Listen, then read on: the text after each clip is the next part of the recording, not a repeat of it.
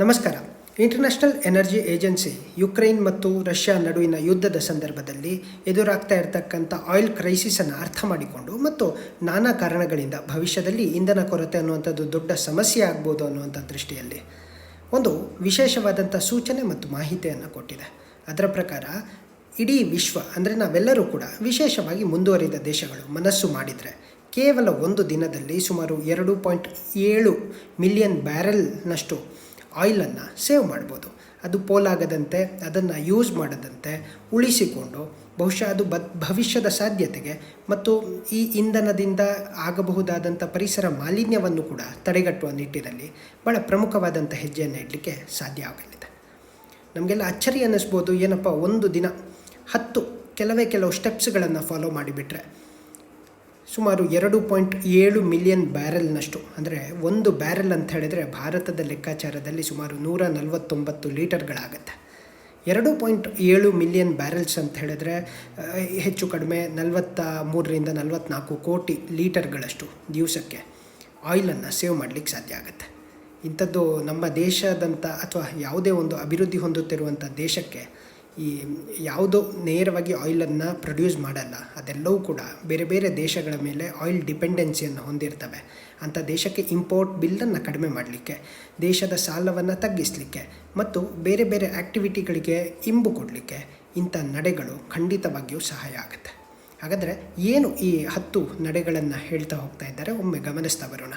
So ಬಹಳ ಪ್ರಮುಖವಾಗಿ ಹೇಳ್ತಾ ಇರ್ತಾರೆ. ಏನು ಪ್ರಾರಂಭದಲ್ಲಿ ಒಂದೇದು, ನಾವು ಹೈವೇಯಲ್ಲಿ ಹೋಗುವಂಥ ಸಂದರ್ಭದಲ್ಲಿ ಅಟ್ಲೀಸ್ಟ್ 10 km/hನ ಲೆಕ್ಕದಲ್ಲಿ ನಾವು ಸ್ಪೀಡನ್ನು ಕಡಿಮೆ ಮಾಡಿದ್ರೆ, ಸುಮಾರು 6 miles/hour ಅನ್ನುವಂಥ ನಿಟ್ಟಿನಲ್ಲಿ ಸ್ಪೀಡ್ ಲಿಮಿಟನ್ನು ಕಡಿಮೆ ಮಾಡಿದ್ರೆ ಅದರಿಂದ ಖಂಡಿತವಾಗಿಯೂ ಕೂಡ ಈ ಹೆಚ್ಚುವರಿ ಆಯಿಲನ್ನು ರಿಡ್ಯೂಸ್ ಮಾಡಲಿಕ್ಕಾಗುತ್ತೆ ಅಥವಾ ಕಡಿಮೆ ಮಾಡಲಿಕ್ಕಾಗುತ್ತೆ. ಎರಡನೇದು, ಸಾಧ್ಯವಾದಷ್ಟು ಎಲ್ಲೆಲ್ಲಿ ಸಾಧ್ಯ ಅನಗತ್ಯವಾಗಿ ಹೊರಗಡೆ ಹೋಗದೆ ಎಷ್ಟು ಸಾಧ್ಯವೋ ಅಲ್ಲೆಲ್ಲವೂ ಕೂಡ ವರ್ಕ್ ಫ್ರಮ್ ಹೋಮ್. ಈ ಪ್ಯಾಂಡಮಿಕ್ ಬಂದ ನಂತರ ಅನೇಕರು ಇದರ ಒಂದು ಮಾರ್ಗಸೂಚಿಯನ್ನು ಫಾಲೋ ಮಾಡ್ತಾ ಇದ್ದಾರೆ. ಅನೇಕರು ಮನೆಯಲ್ಲೇ ಕುಳಿತು ಕೆಲಸ ಮಾಡ್ತಾ ಇದ್ದಾರೆ. ಬಹುಶಃ ನಾವು ಗಾಡಿಯನ್ನು ಆಚೆ ತೆಗೆಯದೆ ಹೋದರೆ, ನಮ್ಮ ವೆಹಿಕಲನ್ನು ಪೊಲ್ಯೂಟ್ ಮಾಡದೆ ಹೋದರೆ ನೇಚರ್ಗೂ ಕೂಡ ದೊಡ್ಡದಾದಂಥ ರೀತಿಯಲ್ಲಿ ನಾವು ಸಹಾಯವನ್ನು ಮಾಡ್ತಾ ಇದ್ದೇವೆ. ಮೂರನೇದು, ಕಾರ್ ಫ್ರೀ ಸಂಡೇಸ್. ಕೆಲವೊಂದಷ್ಟು ಪ್ರದೇಶಗಳಲ್ಲಿ, ಬೆಂಗಳೂರಿನಂಥ ಪ್ರದೇಶಗಳಲ್ಲಿ, ಡೆಲ್ಲಿ ಅಂಥ ಪ್ರದೇಶಗಳಲ್ಲಿ ಇದೆಲ್ಲವೂ ಇದೆ. HSR ಲೇಔಟ್ನಂಥ ಕಡೆಗಳಲ್ಲಿ ಕೆಲವೊಂದಷ್ಟು ರೋಡ್ಗಳಲ್ಲಿ ಕಾರನ್ನೇ ಬಳಸದಂತೆ ಒಂದಷ್ಟು ನಿಯಮಗಳನ್ನು ಎಲ್ಲರೂ ಸೊಸೈಟಿಯವರೆಲ್ಲ ಸೇರಿಕೊಂಡು ಮಾಡಿಕೊಳ್ಳುವಂಥದ್ದು.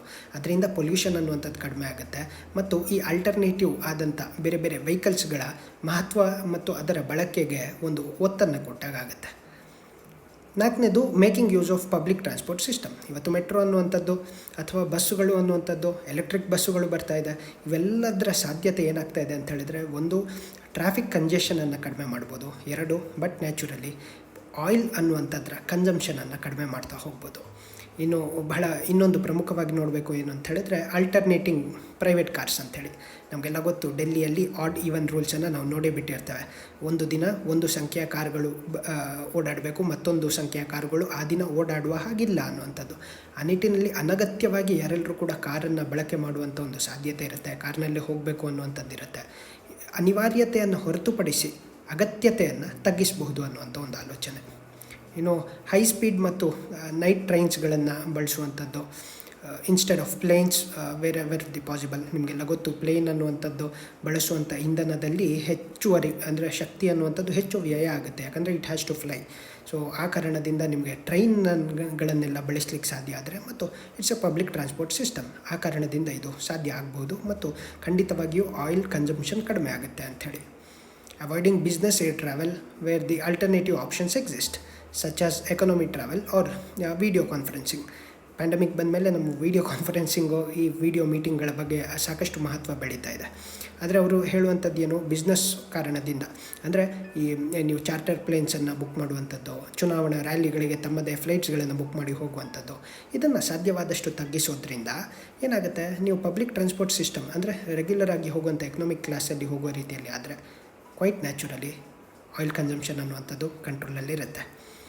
ಬೂಸ್ಟಿಂಗ್ ಕಾರ್ ಶೇರಿಂಗ್, ಈ ಥರದ ಮಾದರಿಗಳನ್ನೆಲ್ಲ ನಾವು ನೋಡ್ತಾನೆ ಇರ್ತೇವೆ. ಒಂದೇ ಕಡೆ ಹೋಗುವಂಥವ್ರು 3-4 ಜನ ಇದ್ದರೆ ಒಂದು ಕಾರಲ್ಲೇ ಹೋಗುವ ರೀತಿಯಲ್ಲಿ 4 ಕಾರುಗಳು ಹೋಗದಂತೆ ತಡೆಯಬಹುದಾದಂಥ ಒಂದು ಸಾಧ್ಯತೆಯನ್ನು ಇದರಲ್ಲಿ ಕಾಣಲಿಕ್ಕೆ ಸಾಧ್ಯ ಇದೆ. and encouraging the adoption of electric and more efficient vehicles. Of course ನಮ್ಗೆ ಇವತ್ತು ಈ ಫ್ಲೆಕ್ಸಿ ಫ್ಯೂಯಲ್ಸ್ಗಳ ಬಗ್ಗೆ ನಾವು ಮಾತಾಡ್ತಾ ಇರ್ತೇವೆ. ನಾವು ಗ್ಯಾಸೋಲಿನ್ನ ಮಿಕ್ಸ್ ಮಾಡೋದಾಗಿರ್ಬೋದು ಅಥವಾ 20% ತನಕ ನಾವು ಬಯೋಫ್ಯೂಯಲನ್ನು ಈ ಪೆಟ್ರೋಲಿಯಂ ಪ್ರಾಡಕ್ಟ್ಸ್ ಜೊತೆಗೆ ನಮಗೆಲ್ಲ ಗೊತ್ತು, ನಮ್ಮಲ್ಲಿ ಪಾಲಿಸಿ ಇದೆ ಈ ಬಯೋಫ್ಯೂಯಲನ್ನು ಇದು ಮಾಡುವಂಥದ್ದು. ಈಗ ಸದ್ಯಕ್ಕೆ ಸುಮಾರು 8% ನಾವು ಈ ಬ್ಲೆಂಡಿಂಗ್ ಮಾಡ್ತಾ ಇದ್ದೇವೆ, ಎಥನಾಲ್ ಬ್ಲೆಂಡಿಂಗ್ ಅಂತ ಕರೀತೇವೆ.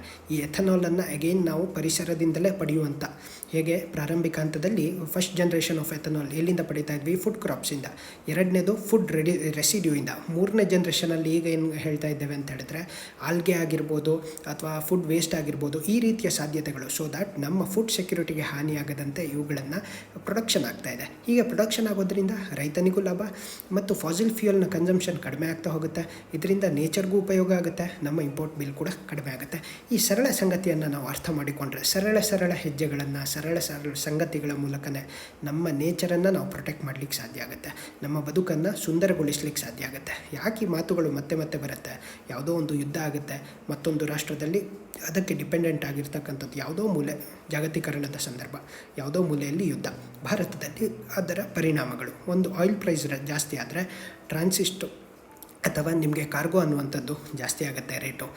ಕ್ವೈಟ್ ನ್ಯಾಚುರಲಿ ಫ್ಯೂಯಲ್ ಪ್ರೈಸಿನ್ಗೆ ಇಂಪ್ಲೈಡ್ ಆಗಿ ಬೇರೆ ಬೇರೆ ಆ್ಯಕ್ಟಿವಿಟೀಸ್ಗಳು ಡಿಪೆಂಡೆಂಟ್ ಆಗಿರೋದ್ರಿಂದ, ಒಂದು ಉದಾಹರಣೆಗೆ ಹೇಳಿಬಿಡಬೇಕು ಅಂತ ಹೇಳಿದ್ರೆ, ಒಂದು ಸಣ್ಣ ಮೊಬೈಲು ನಿಮ್ಗೆ 50 ರೂಪಾಯಿಗೆ ಸಿಗ್ತಾ ಇದೆ ಅಂದ್ಕೊಳ್ಳೋಣ, ಒಂದು ಹೈಪೋಥೆಟಿಕಲಿ. ಆಯಿಲ್ ಪ್ರೈಸ್ ಜಾಸ್ತಿ ಆಗಿದ್ದರಿಂದ ಅದನ್ನು ಗೂಡ್ಸ್ ಗಾಡಿ ಅಥವಾ ಅದಕ್ಕೆ ಬೇಕಾದಂಥ ಈ ಪ್ರೊಡಕ್ಷನ್ನ ಸಂದರ್ಭದಲ್ಲಿ ಬೇಕಾದಂಥ ರಾ ಮೆಟೀರಿಯಲ್ಸ್ಗಳನ್ನು ಕಲೆಕ್ಟ್ ಮಾಡಲಿಕ್ಕಾಗಿರ್ಬೋದು ಅಥವಾ ಎಂಡ್ ಪ್ರಾಡಕ್ಟನ್ನು ಸಪ್ಲೈ ಮಾಡುವಂಥ ಸಂದರ್ಭದಲ್ಲಿ ಆಗಿರ್ಬೋದು, ಆಯಿಲ್ ಪ್ರೈಸಿನ ಕಾರಣ ಕೊಟ್ಟು ಇವರು ರೈಸ್ ಮಾಡ್ತಾರೆ. ನಾನು ನಿಮಗೆ ಡೆಲಿವರಿ ಕೊಡಬೇಕಾದ್ರೆ ಸ್ವಲ್ಪ ಜಾಸ್ತಿ ಆಗುತ್ತೆ. ಇದರಿಂದ ಅಗೈನ್ ಏನಾಗುತ್ತೆ? ಪ್ರೈಸ್ ಅನ್ನುವಂಥದ್ದು 50ಕ್ಕೆ ಸಿಗ್ತಾ ಇದ್ದಿದ್ದು 60ಕ್ಕೆ ಹೋಗುತ್ತೆ. ಇದು ಜೇಬಿನ ಹೊರೆ ಅನ್ನುವಂಥದ್ದು ಗ್ರಾಹಕನ ಮೇಲೆ ಖಂಡಿತವಾಗಿಯೂ ಆಗುತ್ತೆ. ಇನ್ನು ಭಾರತದಂಥ ದೇಶಗಳು, of course we have diversified our oil market. ಆದರೂ ಕೂಡ ಈ ರಷ್ಯಾದ ಯುದ್ಧದ ಸಂದರ್ಭದಲ್ಲಿ ನಮಗೆ ಏನು ಹೇಳ್ತೀವಿ, ರೆಡ್ಯೂಸ್ಡ್ ಆದಂಥ ಪ್ರೈಸಲ್ಲಿ ಅಥವಾ ಕಡಿಮೆ ಮೊತ್ತಕ್ಕೆ ಆಯಿಲ್ ಇಂಡಿಯಾ ಕಾರ್ಪೊರೇಷನ್ಗೆ ರಷ್ಯಾ ಅನ್ನುವಂಥದ್ದು ಆಯಿಲ್ ಸಪ್ಲೈ ಮಾಡೋಕ್ಕೆ ಒಪ್ಪಿಕೊಳ್ತು. ಇನ್ನೊಂದು ಬಹಳ ಮಹತ್ವದ ಬೆಳವಣಿಗೆಯಲ್ಲಿ ಇರಾನ್ ಕೂಡ ಅದನ್ನೇ ಈ ಬಾರ್ಟರ್ ಸಿಸ್ಟಮ್ನ ರೀತಿಯಲ್ಲಿ ರುಪಿ ಡೆಪ್ಟ್ ಆದಂಥ ಅಥವಾ ರುಪಿ ಡ್ರಿವನ್ ಆದಂಥ ಒಂದು ಎಕ್ಸ್ಪೋರ್ಟ್ ಇಂಪೋರ್ಟಿಗೆ ನಾವು ಕೂಡ ಒಪ್ಕೊಳ್ತೇವೆ ಅನ್ನುವಂಥ ಮಾತನ್ನು ಹೇಳಿದ್ದೇವೆ. ಬಹುಶಃ ಭಾರತ ಅನ್ನುವಂಥದ್ದು ಇವತ್ತು ಜಾಗತಿಕ ಮಟ್ಟದಲ್ಲಿ 3ನೇ ಅತಿ ದೊಡ್ಡ ಆಯಿಲ್ ಕನ್ಸ್ಯೂಮರ್ ಅನ್ನುವಂಥದ್ದನ್ನು ಈ ಸಂದರ್ಭದಲ್ಲಿ ಅರ್ಥ ಮಾಡ್ಕೊಳ್ಬೇಕು. ಮತ್ತು IEA ಹೇಳಿರ್ತಕ್ಕಂಥ ಸಂಗತಿಗಳು ಇದು ವಿಶೇಷವಾಗಿ ಮುಂದುವರಿಯುತ್ತಿರುವಂಥ ದೇಶಗಳಿಗೆ ಕಷ್ಟ ಆಗ್ಬೋದು, because of setups, because of models, economic models ಆಗಿರ್ಬೋದು ಅಥವಾ ಬಿಸ್ನೆಸ್ ಮಾಡೆಲ್ಸ್ ಆಗಿರ್ಬೋದು. ಆದರೆ ಮುಂದುವರಿದಂಥ ದೇಶಗಳಿಗೆ ಟೆಕ್ನಾಲಜಿ ಯಾವುದಕ್ಕೆ ಆ ಎಡ್ಜನ್ನು ಹೊಂದಿದೆ, ಆ ದೇಶಗಳು ಖಂಡಿತವಾಗಿಯೂ ಈ ನಡೆಯನ್ನು ಮಾಡೋದ್ರ ಮೂಲಕ, 10 ಸ್ಟೆಪ್ಸನ್ನು ಫಾಲೋ ಮಾಡೋದ್ರ ಮೂಲಕ 2.7 ಮಿಲಿಯನ್ ಬ್ಯಾರಲ್ಸು ಅದರಲ್ಲಿ ಎಲ್ಲರೂ ಈಗ, ಯಾಕಂದರೆ that also includes the developing nations, ಅದರ 2.7 ಅಲ್ಲದೆ ಇದ್ದರೂ ಕೂಡ ಒಂದು ಮೇಜರ್ ಚಂಕ್ ಆಫ್ 2.7 ಮಿಲಿಯನ್ ಬ್ಯಾರಲ್ಸಿನಲ್ಲಿ ಅವರು ಖಂಡಿತವಾಗಿಯೂ ಆಯಿಲಿನ ಒಂದು ಕನ್ಸಂಪ್ಷನನ್ನು ಕಡಿಮೆ ಮಾಡಿದ್ರೆ ಅದರ ಲಾಭ ಮತ್ತು ಉಪಯೋಗ ಮುಂದುವರಿಯುತ್ತಿರುವ ಮತ್ತು ಹಿಂದುಳಿದ ದೇಶಗಳು, ಆಫ್ರಿಕಾದಂಥ ದೇಶಗಳು, ಲ್ಯಾಟಿನ್ ಅಮೆರಿಕಾದಂಥ ದೇಶಗಳಿಗೆ ಖಂಡಿತವಾಗಿಯೂ ಸಹಾಯ ಆಗುತ್ತೆ. ಸೊ ಈಗ ನಾವು ನೋಡಿದ್ವಿ, ಹೇಳಿದೆ ನಾನು, ನಮ್ಮದು ಡೈವರ್ಸಿಫಿಕೇಷನ್ ಮಾಡಿದ್ದೀವಿ. ರಷ್ಯಾದಿಂದ ಸುಮಾರು 1% ಅಷ್ಟೇ ತರಿಸ್ಕೊಳ್ಳುವಂಥ ಪ್ರಯತ್ನದಲ್ಲಿದ್ದೇವೆ. ನಮ್ಮದು ಒಪೆಕ್ ಡಿಪೆಂಡೆಂಟ್ ಆಗಿದೆ. ಹಿಂದೆ ಸೌದಿಯ ಮೇಲೆ ಅವಲಂಬಿತವಾಗಿದ್ರಿ, ಮುಂದೆ ಇರಾನ್ ಮೇಲೆ ನಮ್ಮ ಅವಲಂಬನೆ ಅನ್ನುವಂಥದ್ದು ನಾವು ಡೈವರ್ಸಿಫೈ ಮಾಡಿದ್ವಿ. ಇವತ್ತೇನಾಗ್ತಾ ಇದೆ, we are also finding that situation. ನಾವು ಇವತ್ತು US ಮೇಲೆ ನಮ್ಮ ಡೈವರ್ಸಿಫಿಕೇಷನ್ ಮಾಡಬೇಕಾದಂಥ ಅನಿವಾರ್ಯತೆ ಇದೆ. ಮತ್ತು ಡಾಲರ್ನಲ್ಲಿ ಅದನ್ನು ನಾವು ಪರ್ಚೇಸ್ ಮಾಡಬೇಕಾದಂಥ ಅನಿವಾರ್ಯತೆ ಬಂದಾಗ ಆಟೋಮೆಟಿಕಲಿ ನಮ್ಮ ಆಯಿಲ್ ಬಿಲ್ ಅನ್ನುವಂಥದ್ದು, ಇಂಪೋರ್ಟ್ ಬಿಲ್ ಅನ್ನುವಂಥದ್ದು ರೈಸ್ ಆಗುತ್ತೆ.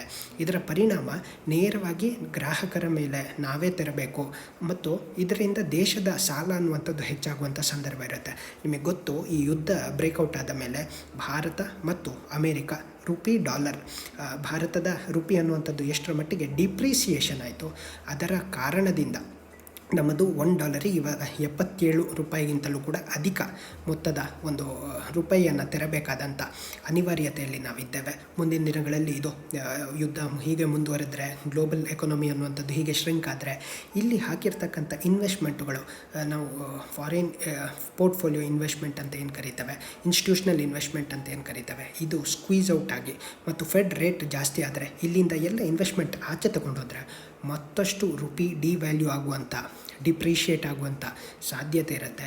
ಅಂಥ ಅಪಾಯವನ್ನು ನಾವು ನೋಡ್ತಾ ಇದ್ದೇವೆ, ಅಂಥ ಸಾಧ್ಯತೆಯನ್ನು ನಾವು ಎದುರಿಸ್ತಾ ಇದ್ದೇವೆ. ಬಹುಶಃ ಹೀಗೆ ಆಗ್ತಾ ಹೋದರೆ ನಮಗೆ ಅಮೆರಿಕದಿಂದ ನಾವು ಸುಮಾರು 8, 9 ಅಥವಾ 10% ಏನಾದರೂ ತರಿಸಿಕೊಳ್ಳಬೇಕಾದಂಥ ಅನಿವಾರ್ಯತೆ ಏನಾದರೂ ಆದರೆ, ಇಲ್ಲಿ ಹೇಳ್ತಾ ಇದ್ದಾರೆ ನೋಡಿ, ಟಾಪ್ ಲೀಗ್ ಇರಾಕಿಂದ ನಮಗೆ 23% ನಾವು ಸಪ್ಲೈಯನ್ನು ಪಡಿತಾ ಇದ್ದೇವೆ. Followed by Saudi Arabia 18%. ಅದಾದ ಮೇಲೆ 3ನೇ ಸ್ಥಾನದಲ್ಲಿ ಯುನೈಟೆಡ್ ಅರಬ್ ಎಮಿರೇಟ್ಸ್ ಅನ್ನುವಂಥದ್ದು. 3 ಈ ಒಪೆಕ್ ದೇಶಗಳು ನಮಗೆ ಇವತ್ತು ಹೆಚ್ಚಿನ ಪ್ರಮಾಣದ ಆಯಿಲನ್ನು ಸಪ್ಲೈ ಮಾಡ್ತಾ ಇದೆ. ಬಹುಶಃ ನಮ್ಮ ಈ ಅಮೇರಿಕಾದ ಒಂದು ಬ್ರೆಂಟ್ ಅನ್ನುವಂಥದ್ದು ಬಹುಶಃ ಅಲ್ಲಿಂದ ನಾವು ಮುಂದಿನ ದಿನಗಳಲ್ಲಿ ಜಾಸ್ತಿ ಆದಂಥ ಆಯಿಲನ್ನು ತೆಗೆದುಕೊಳ್ಳಬೇಕಾದಂಥ ಅನಿವಾರ್ಯತೆ ಬರ್ಬೋದು. We don't know how the market reacts, how the war ಅನ್ನುವಂಥದ್ದು ಎಲಾಂಗೇಟ್ ಆದಾಗ ಯಾವುದೆಲ್ಲ ಪರಿಣಾಮ ಬರ್ಬೋದು ಅಂಥೇಳಿ. ಆದರೆ ಇದಕ್ಕೆ ನಾವು ತಯಾರಾಗಿರಬೇಕು. ಈ ಕಾರಣದಿಂದಲೂ ಕೂಡ ಆಯಿಲ್ ಕನ್ಸಂಪ್ಷನ್ ಕಡಿಮೆ ಮಾಡಿದಷ್ಟು ನಮ್ಮ ದೇಶಕ್ಕೆ ಲಾಭ ಅನ್ನುವಂಥದ್ದನ್ನು ನಾವು ಅರ್ಥ ಮಾಡ್ಕೊಳ್ಬೇಕು. ಅಲ್ಟರ್ನೇಟಿವ್ ಸೋರ್ಸ್ ಆಫ್ ಒಂದು ಪಾಸಿಬಿಲಿಟೀಸು, ಅದು ಹೈಡ್ರೋಜನ್ ಲೆಡ್ ಆಗಿರ್ಬೋದು, ಸೋಲಾರ್ ಲೆಡ್ ಆಗಿರ್ಬೋದು, ಎಲೆಕ್ಟ್ರಿಕ್ ಆಗಿರ್ಬೋದು. So what are the possibilities ಇರುವಂಥದ್ದನ್ನು ಮ್ಯಾಕ್ಸಿಮಮ್ ಯೂಟಿಲೈಸ್ ಮಾಡಬೇಕು. ಸರ್ಕಾರವು ಕೂಡ ಇದಕ್ಕೆ ಪುಷ್ ಮಾಡಬೇಕು. ಇದರಿಂದ ನೇಚರ್ಗೂ ಸಹಾಯ, ಜನಸಾಮಾನ್ಯರಿಗೂ ಸಹಾಯ, ದೇಶದ ಆರ್ಥಿಕತೆಗೂ ಸಹಾಯ. ಸೊ ನಾವಿಲ್ಲಿ ನೋಡ್ತಾ ಇದ್ದೇವೆ, ನಾನು ಈಗಾಗಲೇ ಹೇಳಿದೆ, ಸುಮಾರು 9.64 ಬಿಲಿಯನ್ ಅನ್ನಷ್ಟು ಏನಾಯಿತು ಫಾರೆಕ್ಸ್ ರಿಸರ್ವ್. ನಮ್ಮದು ಕಳೆದ ಕೆಲವು ವರ್ಷಗಳಿಂದ ಫಾರೆಕ್ಸ್ ರಿಸರ್ವ್ ತುಂಬ ಸ್ಟ್ರಾಂಗ್ ಆಗಿತ್ತು. ಫಾರೆಕ್ಸ್ ರಿಸರ್ವ್ ಅನ್ನುವಂಥದ್ದು ಏನಿಲ್ಲ, ಫಾರಿನ್ ಎಕ್ಸ್ಚೇಂಜ್ನ ಒಂದು ಸಾಧ್ಯತೆಯನ್ನು RBI ಮೇಂಟೈನ್ ಮಾಡುತ್ತೆ. ಎಲ್ಲ ದೇಶದಲ್ಲೂ ಕೂಡ ಅದರ ಸೆಂಟ್ರಲ್ ಬ್ಯಾಂಕ್ಗಳು ಮೇಂಟೈನ್ ಮಾಡುತ್ತೆ. ಈ ಫಾರಿನ್ ಎಕ್ಸ್ಚೇಂಜ್ ಆದಾಗ ನಿಮ್ಮದು ಬಿಲ್ಸ್ ಪೇ ಮಾಡುವಂಥದ್ದಾಗಿರ್ಬೋದು, ರಿಸೀವ್ ಮಾಡ್ಕೊಂಡಿರ್ತಕ್ಕಂಥದ್ದಾಗಿರ್ಬೋದು, ಇದನ್ನು ಹೋಲ್ಡಿಂಗ್ಸನ್ನು ಮಾಡ್ತಾರೆ. ಯಾಕೆ? ಯಾವುದೋ ಒಂದು ಕ್ರೈಸಿಸ್ನ ಸಂದರ್ಭದಲ್ಲಿ ರೀಪೇ ಮಾಡಬೇಕು, ಅಥವಾ ರೂಪಿ ಅನ್ನುವಂಥದ್ದು ಫಾಲ್ ಡೌನ್ ಆದಾಗ ಅದನ್ನು ಸ್ಟ್ರಕ್ಚರೈಸ್ ಮಾಡಲಿಕ್ಕೋಸ್ಕರ. ಸೊ ಇದು ಎಷ್ಟು ಸ್ಟ್ರಾಂಗ್ ಆಗಿರುತ್ತೆ, ನಮ್ಮ ಇಂಟರ್ನ್ಯಾಷನಲ್ ವ್ಯಾಲ್ಯೂ ಅಥವಾ ಇಂಟರ್ನ್ಯಾಷನಲ್ ಮಾರ್ಕೆಟ್ನಲ್ಲಿ ನಮ್ಮ ವ್ಯಾಲ್ಯೂ ಅನ್ನುವಂಥದ್ದು ಅಷ್ಟು ಸ್ಟ್ರಾಂಗ್ ಆಗಿರುತ್ತೆ. ಮತ್ತು ಎಕ್ಸ್ಪೋರ್ಟ್ ಇಂಪೋರ್ಟ್ ಅಥವಾ ಸಡನ್ ಆದಂಥ ಈ ಇಂಬ್ಯಾಲೆನ್ಸಸ್ ಏನಾಗುತ್ತೆ, ಅಥವಾ ಸಡನ್ ಆದಂಥ ಟರ್ಮಾಯಿಲ್ಸ್ ಏನು ಕ್ರಿಯೇಟ್ ಆಗುತ್ತೆ, ಅದರಿಂದ ನೇರವಾಗಿ ಭಾರತಕ್ಕೆ ಹಾನಿಯಾಗದಂತೆ ಅದೊಂದು ಕುಷನ್ ಮಾಡುತ್ತೆ. ಈ ಫಾರೆಕ್ಸ್ ರಿಸರ್ವ್ನಲ್ಲಿ ಒಂದು ಗೋಲ್ಡ್ ಇರುತ್ತೆ, ಇನ್ನೊಂದು ಯಾವುದಾದ್ರೂ ಫಾರಿನ್ ಕರೆನ್ಸಿ ಇರುತ್ತೆ, ಫಾರ್ ಎಕ್ಸಾಂಪಲ್ ಡಾಲರ್. 3ನೇದು ಈ ನಮ್ಮ SDR ಅಂತ ಹೇಳ್ತೇವೆ, IMFನ ಸ್ಪೆಷಲ್ ಡ್ರಾಯಿಂಗ್ ರೈಟ್ಸ್, ಅದರದ್ದೊಂದಷ್ಟು ಪರ್ಸೆಂಟೇಜನ್ನು ನಾವು ಹಾಗೆ ಮೇಂಟೈನ್ ಮಾಡಬೇಕಾಗುತ್ತೆ. ಸೊ ಸಾಕಷ್ಟು ತುಂಬ ಚೆನ್ನಾಗಿತ್ತು. ಆದರೆ ಈಗ ಇನ್ಕ್ರೀಸ್ ಆಗ್ತಾ ಇರ್ತಕ್ಕಂಥ ಆಯಿಲ್ ಆಗಿರ್ಬೋದು, ಮತ್ತು ಫೆಡ್ ರೇಟ್ ಅಂತ ನಾನೇನು ಹೇಳಿದೆ, ಅಥವಾ ಇಲ್ಲಿಂದ ಎಲ್ಲ ಡಾಲರ್ ಅನ್ನುವಂಥದ್ದು ಆಚೆಗೆ ಹೋಗ್ತಾ ಇದೆ ಅಂತ ಅಂದ ತಕ್ಷಣ, ಅಥವಾ ಇಲ್ಲಿನ ಇನ್ವೆಸ್ಟ್ಮೆಂಟು ಆಚೆ ಹೋಗ್ತಾ ಇದೆ ಅಂದ ತಕ್ಷಣ, ನಮ್ಮ ಸ್ವಾಪ್ ಅಗ್ರಿಮೆಂಟಿನಲ್ಲಿ RBI ಏನು ಮಾಡಿದೆ ಅಂತ ಹೇಳಿದ್ರೆ, ಒಂದಷ್ಟು ಈ ರುಪಿಯನ್ನು ಸಕ್ ಮಾಡಲಿಕ್ಕೋಸ್ಕರ ಡಾಲರನ್ನು ಇನ್ಫ್ಯೂಸ್ ಮಾಡಿದೆ ಮಾರ್ಕೆಟ್ನಲ್ಲಿ. ಇದು ಕುಷನ್ ಮಾಡುವಂಥ ಒಂದು ಪ್ರಯತ್ನ. ರುಪಿ ಡಿವ್ಯಾಲ್ಯೂ ಆಗದಾಗೆ, ಡಿಪ್ರಿಷಿಯೇಟ್ ಆಗದಾಗೆ ತಡೆಯುವಂಥ ಒಂದು ಮಾರ್ಗ that is conducted by RBI. Short ಟರ್ಮಿನಲ್ಲಿ ಮತ್ತು ಲಾಂಗ್ ಟರ್ಮಿನಲ್ಲಿ ಇಂಥ ಒಂದು ಪ್ರಾಸೆಸ್ ಆಗ್ತಾ ಇರುತ್ತೆ. ಉದ್ದೇಶ ಇಷ್ಟೇ, ರುಪಿಯ ವ್ಯಾಲ್ಯೂ ಕಡಿಮೆ ಆಗಬಾರ್ದು ಡಾಲರಿಗೆ ಕಂಪೇರ್ ಮಾಡಿದಾಗ. ಈಗ 77ಕ್ಕಿಂತಲೂ ಕೂಡ ಜಾಸ್ತಿ ಆಗ್ತಾ ಇರುವಂಥ ಸಂದರ್ಭ ಇದೆ. ಆ ಕಾರಣದಿಂದ ಇಂಥ ಒಂದು ನಡೆಗಳು ಭಾರತದ ಆರ್ಥಿಕತೆಯ ದೃಷ್ಟಿಯಿಂದ ಇಟ್ ಈಸ್ ಅನಿವಾರ್ಯ. It is also an impact of ಯುದ್ಧದ ಪರಿಣಾಮ. ಇದನ್ನು ನಾವು ನೋಡ್ಬೋದು. ಬಹುಶಃ 2 ವರ್ಷಗಳಲ್ಲೇ ಇಷ್ಟರ ಮಟ್ಟಿಗೆ ಫಾರೆಕ್ಸ್ ರಿಸರ್ವ್ನಲ್ಲಿ ನಮ್ಮ ಫಾಲ್ ಬಂದಿರಲಿಲ್ಲ, ಆದರೆ ಇವತ್ತೆದುರಾಗಿದೆ. ನಾಟ್ ಟು ವರಿ, ಕಂಡೀಷನ್ಸು ಮುಂದಿನ ದಿನಗಳಲ್ಲಿ ಚೆನ್ನಾಗಾದರೆ ಫಾರೆಕ್ಸನ್ನು ರಿಕವರಿ ಮಾಡ್ಬೋದು. ಇಂಡಿಯನ್ ಮಾರ್ಕೆಟ್ ಆ ಥರ ಇದೆ. Iran use to be India's second largest oil supplier. But then New Delhi ಏನು ಮಾಡಬೇಕಾಯ್ತು, ಹಾಲ್ಟ್ ಮಾಡಬೇಕಾಯ್ತು. ಯಾಕಂದರೆ ನ್ಯೂಕ್ಲಿಯರ್ ಡೀಲ್ ಅನ್ನುವಂಥದ್ದು ಬಿದ್ದೋಯ್ತು. ಡೊನಾಲ್ಡ್ ಟ್ರಂಪಿನ ಪ್ರೆಜರ್ ಅನ್ನುವಂಥದ್ದು ರೈಸ್ ಆಯಿತು, ಆ ಕಾರಣದಿಂದ ಬಿದ್ದೋಯ್ತು. ಆದರೆ ನಮ್ಮದು ಹೇಗಿತ್ತು ಅಂತ ಹೇಳಿದ್ರೆ, ರುಪಿ ಮತ್ತು ರಿಯಾಲ್ ಅನ್ನುವಂಥದ್ದು ಅಲ್ಲಿನ ಕರೆನ್ಸಿ. ಈ ಟ್ರೇಡ್ ಮೆಕ್ಯಾನಿಸಮ್ ಅನ್ನುವಂಥದ್ದು ಬಾರ್ಟರ್ ಸಿಸ್ಟಮ್ನ ರೀತಿಯಲ್ಲಿ ಒಂದು ಇವಾಲ್ವ್ ಆಗಿತ್ತು. ಅದು ಏನು ಮಾಡ್ತಾಯಿತ್ತು ಅಂತ ಹೇಳಿದರೆ, ಇಲ್ಲಿಂದ ಆಯಿಲ್ ಹೋಗೋದಕ್ಕೆ ಯೂಶ್ವಲಿ ನೋಡಿ, ಈ ಒಂದು ಮೆಕ್ಯಾನಿಸಮ್ ತುಂಬ ಚೆನ್ನಾಗಿದೆ, ರೈಟ್. ಸೊ ಏನಾಗ್ತಾಯಿತ್ತು, ನಮಗೆ ರುಪಿಯಲ್ಲೇ ನಾವು ಸೇಲ್ ಮಾಡುವಂಥ ರೀತಿ, ಅಥವಾ ರುಪಿಯಲ್ಲೇ ನಾವು ಇಂಪೋರ್ಟ್ ಮಾಡಿಕೊಳ್ಳುವಂಥ ರೀತಿಯಲ್ಲಿ, ಮತ್ತು ನಮ್ಮಿಂದ ಹೋಗೋದಕ್ಕೆ ಅವರು ರುಪಿಯ ಮೂಲಕವೇ ನಮಗೆ ದುಡ್ಡು ಕೊಡುವಂಥ ಒಂದು ಮೆಕ್ಯಾನಿಸಮನ್ನು ಕ್ರಿಯೇಟ್ ಮಾಡ್ಕೊಂಡಿದ್ವು. ಇದಕ್ಕೊಂದು ಬಾರ್ಟರ್ ಸಿಸ್ಟಮ್ನ ಒಂದು ಸ್ವರೂಪವನ್ನು ಸಿಕ್ಕಿತ್ತು. ಬಹುಶಃ ಇದು ಒಂದು ವಿಶೇಷವಾದಂಥ ಅಗ್ರಿಮೆಂಟ್ ಆಗಿತ್ತು ಇರಾನ್ ಮತ್ತು ಭಾರತದ ಸಂದರ್ಭದಲ್ಲಿ. ನಾವು ದವಸ ಧಾನ್ಯ ಅಥವಾ ಇನ್ನೊಂದು ಯಾವುದಾದ್ರೂ ಪ್ರಾಡಕ್ಟ್ಸ್ ಅವರಿಗೆ ಬೇಕಾದದ್ದನ್ನು ನಾವು ಕಳಿಸಿಕೊಡುವಂಥದ್ದು, ಮತ್ತು ಅಲ್ಲಿಂದ ಗ್ಯಾಸ್ ಮತ್ತು ಆಯಿಲನ್ನು ನಾವು ಸಪ್ಲೈ ಮಾಡಿಕೊಳ್ಳುವಂಥ ಒಂದು ಪ್ರತೀತಿ. ಬಹುಶಃ ಮುಂದಿನ ದಿನಗಳಲ್ಲಿ ಇದಕ್ಕೆ ಪುಷ್ ಆಗಲಿ ಅಂತ ಕೇಳಿಕೊಳ್ತಾ ಇದ್ದಾರೆ. ಒಂದು ಕಡೆ ರಷ್ಯನ್ ಆ ರೀಜನ್ನ ಕ್ರೈಸಿಸ್ ಆಗಿರೋದ್ರಿಂದ ಭಾರತಕ್ಕೆ ಇಂಥ ಒಂದು ವರದಾನವಾಗಿ ಇಂಥ ಒಂದು ಆಫರ್ ವರದಾನ ಆಗ್ಬೋದು. ಸೊ ಇಷ್ಟೆಲ್ಲ ಆಯಿತು, ನಾವು ಆಯಿಲ್ ಕನ್ಸಂಪ್ಷನು, ನಾವು ಎಕನಾಮಿಯ ಬಗ್ಗೆ ಎಲ್ಲ ಮಾತನಾಡಿದ್ವಿ. ಆದರೆ ಇವತ್ತು ಬರ್ತಾ ಇರ್ತಕ್ಕಂಥ ಈ ಸುದ್ದಿಗಳಿದ್ದಾವೆ. ನಾನೇ ಇದೇ ಚಾನಲ್ನಲ್ಲಿ 2-3 ವೀಡಿಯೋ ಮಾಡಿದ್ದೆ ಆಲ್ರೆಡಿ. ಯಾವುದು 2001ರಲ್ಲಿ ಲ್ಯಾನ್ಸೆಂಟ್ ಒಂದು ಸ್ಟಡಿಯನ್ನು ಪಬ್ಲಿಷ್ ಮಾಡಿತ್ತು. 2001ರಲ್ಲಿ ನಮ್ಮ ಆರ್ಕ್ಟಿಕ್ ಹೇಗಿರುತ್ತೆ, ನಮ್ಮ ಅಂಟಾರ್ಟಿಕ್ ಕೆಳಗಡೆ ಇರ್ತಕ್ಕಂಥದ್ದು, ಸೌತ್ ಪೋಲಲ್ಲಿ ಇರ್ತಕ್ಕಂಥದ್ದು ಅದು ಹೇಗಿರುತ್ತೆ, ಯಾವುದೆಲ್ಲ ಬದಲಾವಣೆ ಆಗ್ಬೋದು, ಸಿ ಲೆವೆಲ್ ರೈಸು ಭಾರತದ ಮೇಲೆ ಏನು ಇಂಪ್ಯಾಕ್ಟ್ ಆಗ್ಬೋದು, ಗ್ಲೋಬಲಲ್ಲಿ ಏನು ಇಂಪ್ಯಾಕ್ಟ್ ಆಗ್ಬೋದು, ಪೋಲಾರ್ ಬೇರ್ಸ್ ಅನ್ನುವಂಥದ್ದು ಅವಸಾನ ಆಗಿ ಬಿಡ್ಬೋದಾ, ಈ ರೀತಿಯದೆಲ್ಲ ಚಿತ್ರಣವನ್ನು ಹೇಳುವಂಥ ಒಂದು ಪ್ರಯತ್ನ ಮಾಡಿದ್ದೆ. ಮತ್ತು ಇನ್ನೊಂದು ಸಂದರ್ಭದಲ್ಲಿ ವರ್ಲ್ಡ್ ಎನ್ವೈರ್ಮೆಂಟ್ ಡೇ ಅನಿಸುತ್ತೆ ಮತ್ತು ಅರ್ತ್ ಡೇ ಸಂದರ್ಭದಲ್ಲಿ ಬೇರೆ ಬೇರೆ ಸಂದರ್ಭದಲ್ಲಿ ವಿಡಿಯೋ ಮಾಡುವಂಥ ಪ್ರಯತ್ನ ಮಾಡಿದ್ದೆ. Concept is very simple. ನಮ್ಮ ಎನ್ವೈರ್ಮೆಂಟನ್ನು ನಾವು ಹೇಗೆ ತೆಗೆದುಕೊಂಡು ಹೋಗ್ತೇವೆ, how to live with that environment, ಮತ್ತು ಅದನ್ನು ಹಾರ್ಮ್ ಮಾಡದಂತೆ, ಹ್ಯಾಂಪರ್ ಮಾಡದಂತೆ ಮುಂದಿನ ಜನ್ರೇಷನ್ನಿಗೆ ನಾವು ಹೇಗೆ ದಾಟಿಸಬೇಕು ಅನ್ನುವಂಥ ಒಂದು ಆಯಾಮದಲ್ಲಿ ಮಾಡಿದಂಥ ವಿಡಿಯೋ. ಅದು ಕಳೆದ ಅನೇಕ ವರ್ಷಗಳಿಂದ ನಮ್ಮ ರಿಯೋ ಸಮಿಟ್ ಆದ ದಿನದಿಂದಲೂ ಕೂಡ ಕನ್ಸರ್ನ್ ಅನ್ನುವಂಥದ್ದು ಅದೇ ಇದೆ. ಆದರೆ ಇಂಪ್ಲಿಮೆಂಟೇಷನ್ ಮತ್ತು ಆ್ಯಕ್ಷನ್ ಅಂತ ಬಂದಾಗ ಡಬಲ್ ಸ್ಟ್ಯಾಂಡರ್ಡ್ಸ್ಗಳು ಫಾಲೋ ಆಗ್ತಾ ಇರುತ್ತೆ, ಇವತ್ತಿನ ಪ್ಯಾರಿಸ್ ಕ್ಲೈಮೇಟ್ ಚೇಂಜ್ ಅಗ್ರಿಮೆಂಟ್ ತನಕವೂ ಕೂಡ. ಆದರೆ ಇಲ್ಲಿ ಏನು ಹೇಳ್ತಾ ಇದ್ದಾರೆ ನೋಡಿ, fossil fuel one of the key driver of climate change, there is no doubt. ಹೀಗೆ ಕ್ಲೈಮೇಟ್ ಚೇಂಜ್ ಆಗೋದ್ರಿಂದ ಗ್ಲೋಬಲ್ ಆ್ಯಾವ್ರೇಜ್ ಟೆಂಪರೇಚರ್ ಅನ್ನುವಂಥದ್ದು ರೈಸ್ ಆಗುತ್ತೆ. ಈ ವರ್ಷ ನೀವು ನೋಡ್ತಾ ಹೋದರೆ ಬಹುಶಃ ಅಂಟಾರ್ಟಿಕಾದಲ್ಲಿ 40 ಡಿಗ್ರಿ ಯೂಶಲಿ ಇರೋದಕ್ಕಿಂತ, ಆ್ಯಾವ್ರೇಜ್ ಇರೋದಕ್ಕಿಂತ 40 ಡಿಗ್ರಿ ಸೆಲ್ಸಿಯಸ್ಸು ವಾರ್ಮರ್ ಇದ್ದಂತೆ. ಅದೇ ರೀತಿಯಲ್ಲಿ ಆರ್ಕ್ಟಿಕ್ ಮೇಲ್ಗಡೆ ನಾರ್ತ್ ಪೋಲಲ್ಲಿ 30 ಡಿಗ್ರಿ ಸೆಲ್ಸಿಯಸ್ಸು ವಾರ್ಮರ್ ಇದ್ದಂತೆ.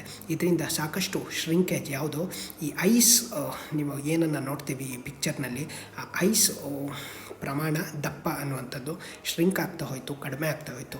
ಇದೇನಾಗುತ್ತೆ usual over the period of time ಹೀಗೆ ಕಡಿಮೆ ಆಗ್ತಾ ಹೋಗೋದ್ರಿಂದ ಬಹುಶಃ ಎನ್ವೈರ್ಮೆಂಟ್ ಆ್ಯಕ್ಟಿವಿಸ್ಟುಗಳು ಒಂದು ಹೈಪರ್ ರೆಸೊನೇಟೆಡ್ ಆಗಿ ಇದನ್ನು ಮಾತಾಡ್ಬೋದು. ಆದರೆ ವಾಸ್ತವ ಸತ್ಯ ಇದು ನಿಧಾನವಾಗಿ ಅದು ಕರಗ್ತಾ ಹೋದಾಗೆ ಅದರ ನೀರು ಅನ್ನುವಂಥದ್ದು ಕೆಳ ಭಾಗದಲ್ಲಿ ಬರಲೇಬೇಕಲ್ಲ.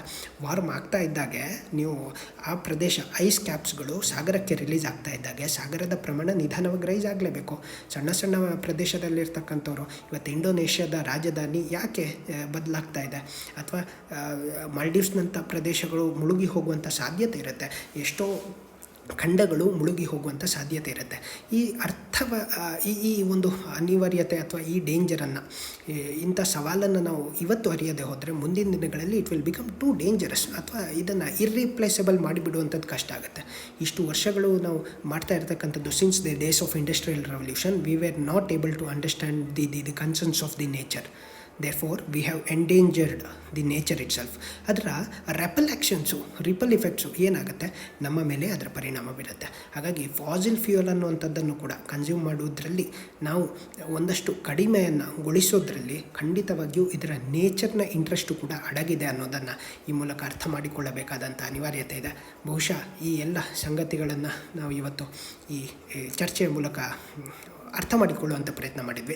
ಮೂಲಭೂತವಾಗಿ ನಾವು IEA ಇಂಟರ್ನ್ಯಾಷನಲ್ ಎನರ್ಜಿ ಏಜೆನ್ಸಿ, ನಿಮಗೆಲ್ಲ ಗೊತ್ತಿರ್ಬೋದು, ಪ್ರತಿ ವರ್ಷ ಈ ವರ್ಲ್ಡ್ ಎನರ್ಜಿ ಔಟ್ಲುಕ್ ರಿಪೋರ್ಟ್ ಅನ್ನುವಂಥದ್ದನ್ನು ಒಂದು ರಿಲೀಸ್ ಮಾಡುತ್ತೆ. IEA ಅನ್ನುವಂಥದ್ದು ಭಾರತದಕ್ಕೂ ಕೂಡ ಎನರ್ಜಿ ಔಟ್ಲುಕ್ ರಿಪೋರ್ಟನ್ನು ಒಂದು ರಿಲೀಸ್ ಮಾಡುತ್ತೆ. ಭಾರತದ್ದು ಕೂಡ ಇಂಡಿಯಾ ಎನರ್ಜಿ ಔಟ್ಲುಕ್ ರಿಪೋರ್ಟ್ ಅಂಥೇಳಿ. ಆದರೆ IEA ಅನ್ನುವಂಥದ್ದು ವಿಶೇಷವಾಗಿ ನಾವು ಭಾರತ ಅದರ ಜೊತೆಗೆ ಅಸೋಸಿಯೇಟ್ ಮೆಂಬರ್ ಆಗಿದೆ, ಅದರ ಫುಲ್ ಟೈಮ್ ಮೆಂಬರ್ ಆಗಿಲ್ಲ. ಅದಕ್ಕೆ ಒಂದಷ್ಟು ಕಾರಣಗಳು ಇದೆ. ಇಟ್ ಹ್ಯಾಸ್ ಗಿವನ್ ಭಾರತಕ್ಕೆ ಆಫರನ್ನು ಕೊಟ್ಟಿದೆ. ಒಂದು, ಭಾರತ ಅನ್ನುವಂಥದ್ದು ನಮಗೆಲ್ಲ ಗೊತ್ತು, ಜಗತ್ತಿನಲ್ಲಿ 3ನೇ ಅತಿ ದೊಡ್ಡ ಆಯಿಲ್ ಕನ್ಸಂಪ್ಷನ್ ಮಾಡುವಂಥ ದೇಶ. ಅದಕ್ಕೆ ಒಂದು ಕಂಡೀಷನ್ ಏನು ಹೇಳುತ್ತೆ ಅಂತ ಹೇಳಿದ್ರೆ, ನಿಮ್ಮಲ್ಲಿ ಸುಮಾರು 20 ದಿವಸಕ್ಕಿಂತಲೂ ಮಿಗಿಲಾಗಿ ಸ್ಟ್ರಾಟಜಿಕ್ ರಿಸರ್ವ್ಸನ್ನು, ಅಂದರೆ ಆಯಿಲ್ ರಿಸರ್ವ್ಸು ಕಳೆದ ವರ್ಷ ನೀವು ಎಷ್ಟು ಇಂಪೋರ್ಟ್ ಮಾಡಿದ್ರಿ ಅಷ್ಟರಕ್ಕೆ, ಅಂದರೆ ಈಗ 100 ಲೀಟ್ರು ಹೋದ ವರ್ಷ ಇಂಪೋರ್ಟ್ ಮಾಡಿದ್ವಿ, ಅಂದರೆ ಈ ವರ್ಷಕ್ಕೆ ನಿಮ್ಮ ಸ್ಟ್ರಾಟಜಿಕ್ ರಿಸರ್ವ್ಸು ಇವತ್ತು ನಮ್ಮ ಪಾದೂರಿನಲ್ಲಿ, ವಿಶಾಖಪಟ್ಟಣಮಲ್ಲಿ, ಚಂಡೀಗಢನಲ್ಲಿ, ಈ ಪ್ರದೇಶಗಳಲ್ಲಿ ಭೂಗರ್ಭದಲ್ಲಿ ಅಥವಾ ನೆಲದ ಒಳಗಡೆ ಸ್ಟ್ರಾಟಜಿಕ್ ರಿಸರ್ವ್ಸ್ಗಳನ್ನು ಮಾಡ್ಕೊಂಡಿದ್ದೀವಿ. ಇವತ್ತು ನಮ್ಮ ದೇಶದಲ್ಲಿ ಇರ್ತಕ್ಕಂಥದ್ದು ಸುಮಾರು 9.5 ದಿವಸಕ್ಕಾಗುವಷ್ಟಷ್ಟೇ. ನಾಳೆ ಏನಾದರೂ ಭಾರತದ ಮೇಲೆ ಯಾರಾದರೂ ಯುದ್ಧ ಮಾಡಿದರೆ, ಭಾರತ ಯುದ್ಧ ಮಾಡಿತು ಅಥವಾ ವಿಶ್ವ ಯುದ್ಧವೇ ಆಗೋಯಿತು ಅಂದ್ಕೊಳ್ಳೋಣ ಹೈಪೋಥೆಟಿಕಲಿ, ಆ ಸಂದರ್ಭದಲ್ಲಿ ಭಾರತಕ್ಕೆ ಆಯಿಲ್ ಸಪ್ಲೈನೇ ಇಲ್ಲ ಅಂದಾಗ ನಾವು 9.5 ದಿವಸಗಳು ಅಥವಾ ನಿಯರ್ಲಿ 10 ದಿವಸಗಳ ಕಾಲ ನಮ್ಮದೇ ದೇಶದಲ್ಲಿರ್ತಕ್ಕಂಥ ಆಯಿಲನ್ನು ಯೂಸ್ ಮಾಡಿಕೊಳ್ಳಬಹುದಾದ ಒಂದು ಸ್ಟ್ರಾಟಜಿಕ್ ರಿಸರ್ವ್ ಅಂಥ ಒಂದು ಪರಿಸ್ಥಿತಿ, ಅಂಥ ಒಂದು ಸಾಧ್ಯತೆಯನ್ನು ಈ ವ್ಯವಸ್ಥೆ ಕಲ್ಪಿಸಿಕೊಡುತ್ತೆ. ಇವ್ರು ಹೇಳ್ತಾರೆ ಸುಮಾರು 20 ದಿನಗಳಾದರೂ ಕನಿಷ್ಠ ನಿಮ್ಮ ಸ್ಟ್ರಾಟಜಿಕ್ ರಿಸರ್ವ್ಸ್ ಇರಬೇಕು. That is one of the paramount condition to include India into IEA. ಬಹುಶಃ ಈ IEA ಪ್ರಾರಂಭ ಆಗಿರ್ತಕ್ಕಂಥದ್ದು ನಮಗೆಲ್ಲ ಗೊತ್ತಿರೋ ಹಾಗೆ 1973-74 ಸಂದರ್ಭದಲ್ಲಿ ಗ್ಲೋಬಲ್ ಆಯಿಲ್ ಕ್ರೈಸಿಸ್, ಒಪೆಕ್ ದೇಶಗಳ ಒಂದು ರಾಜಕಾರಣ ಅನ್ನುವಂಥದ್ದು ಹೇಗೆ ಕಾರ್ಯಪ್ರವೃತ್ತ ಆಯಿತು, ಆಯಿಲ್ ಪ್ರೈಸಸ್ನಲ್ಲಿ ಆಟಾಡಲಿಕ್ಕೆ ಶುರು ಆಯಿತು, ಆ ಸಂದರ್ಭದಲ್ಲಿ ಎನ್ವೈರ್ಮೆಂಟು, ಎಕನಾಮಿಕ್ ಡೆವಲಪ್ಮೆಂಟು ಮತ್ತು ಆಯಿಲ್ ಪ್ರೈಸಸ್ನ ಸ್ಟೆಬಿಲಿಟಿ ಅಥವಾ ಈ ಒಂದು ಸ್ಟ್ರಾಟಜಿಕ್ ರಿಸೋರ್ಸ್ಗಳ ಮೂಲಕ ಒಂದು ಪ್ರೈಸ್ ಕಂಟ್ರೋಲನ್ನು ಮಾಡಲಿಕ್ಕೋಸ್ಕರ ತನ್ನದೇ ಒಂದು ನೆಲೆಯಲ್ಲಿ ಅಂತ ಒಂದು ಪ್ರಯತ್ನಕ್ಕೆ IEA ಚಾಲನೆಯನ್ನು ಕೊಡ್ತು. That is how IEA came into existence. ಇವತ್ತು ಫ್ರಾನ್ಸ್ನಲ್ಲಿ ಅದರ ಹೆಡ್ ಆಫೀಸ್ ಇದೆ, ಪ್ಯಾರಿಸ್ನಲ್ಲಿ. OECD, organisation of economic cooperation and development countries ಅನ್ನುವಂಥದ್ದು ನಾವೇನು ಕರೀತೇವೆ, ಈ ಕಂಟ್ರೀಸ್ಗಳು ಅದರ ಒಂದು ಮೇಂಟೆನೆನ್ಸನ್ನು ಅಥವಾ ಅದರ ಆಫೀಸನ್ನು ಕೂಡ ನೋಡಿಕೊಳ್ಳುವಂಥದ್ದು. ಆದರೆ ಬೇಸಿಕಲಿ IEA ಅನ್ನುವಂಥದ್ದು ಇಂಟರ್ ಗೌರ್ಮೆಂಟಲ್ ಬಾಡಿ ಆದರೂ ಕೂಡ it is purely an autonomous ಸ್ವಾಯತ್ತವಾದಂಥ ಬಾಡಿ. ಈ ಸಂದರ್ಭದಲ್ಲಿ IEA ಕೊಟ್ಟಿರ್ತಕ್ಕಂಥ ಗೈಡ್ಲೈನ್ಸ್ ಖಂಡಿತವಾಗಿಯೂ ನಮ್ಮ ಕಣ್ಣನ್ನು ತೆರೆಸಬೇಕು. ಮುಂದುವರಿದ ದೇಶಗಳ ಅಹಂಕಾರ ಏನಿದೆ, ಅರೋಗೆನ್ಸ್ ಅನ್ನುವಂಥದ್ದು ಏನಿದೆ, ಬಹುಶಃ ಅದಕ್ಕೆ ಅರ್ಥ ಮಾಡ್ಕೊಳ್ಳಿಕ್ಕೆ ಇಟ್ಸ್ ಕಾಲಿಂಗ್ ಅಂತ ಹೇಳ್ತೇವಲ್ಲ, it's a right time, it is calling. ಯಾವುದನ್ನು ಕಾಲ್ ಮಾಡ್ತಾ ಇದೆ, ಈ ರೀತಿ ಅನಾವಶ್ಯಕವಾಗಿ ಇಂಧನವನ್ನು ವೇಸ್ಟ್ ಮಾಡೋದು ಮತ್ತು ನಿಮ್ಮಲ್ಲಿರ್ತಕ್ಕಂಥ ಟೆಕ್ನಾಲಜಿಯನ್ನು ಬಳಸ್ಕೊಂಡು ಕ್ಲೀನ್ ಎನರ್ಜಿಗೆ ಒತ್ತು ಕೊಡುವಂಥದ್ದು. ಈಗ ಆಲ್ರೆಡಿ ಇರ್ತಕ್ಕಂಥ ಟೆಕ್ನಾಲಜಿ ಮುಂದಿನ R&Dಯನ್ನು ಒಂದು ಕಡೆ ಬಳಸಿಕೊಳ್ಳೋದು ಮತ್ತು ಕಡಿಮೆ ವೆಚ್ಚದಲ್ಲಿ ಅದು ಜನರಿಗೆ ತಲುಪುವಂತೆ ಮಾಡುವಂಥದ್ದು. ಮೂರನೇದು, ಬಹಳ ಅತಿ ದೊಡ್ಡದಾಗಿರ್ತಕ್ಕಂಥದ್ದು ದೊಡ್ಡ ಜವಾಬ್ದಾರಿ ಏನು ಅಂತ ಹೇಳಿದರೆ, ಈ ಆಯಿಲ್ ಕನ್ಸಂಪ್ಷನ್ ಜೊತೆಗೆ ಆ ಟೆಕ್ನಾಲಜಿಯನ್ನು ಮುಂದುವರಿಯುತ್ತಿರುವಂಥ ದೇಶಗಳಿಗೆ, ಭಾರತದಂಥ ದೇಶಗಳಿಗೆ, ದೊಡ್ಡ ಒಂದು ಫಾಸಿಲ್ ಫ್ಯೂಯಲ್ನ ಡಿಮ್ಯಾಂಡ್ ಇರ್ತಕ್ಕಂಥ ದೇಶಗಳಿಗೆ ಟ್ರಾನ್ಸ್ಫರ್ ಮಾಡುವಂಥದ್ದು ಮತ್ತು ನಮ್ಮ ವಿಶ್ವವನ್ನು ಮುಂದಿನ ಜನಾಂಗಕ್ಕೆ, ಮುಂದಿನ ತಲೆಮಾರುಗಳಿಗೆ ದಾಟಿಸುವಲ್ಲಿ ಮಹತ್ವದ ಪಾತ್ರವನ್ನು ವಹಿಸಿಕೊಳ್ಳುವಂಥದ್ದು.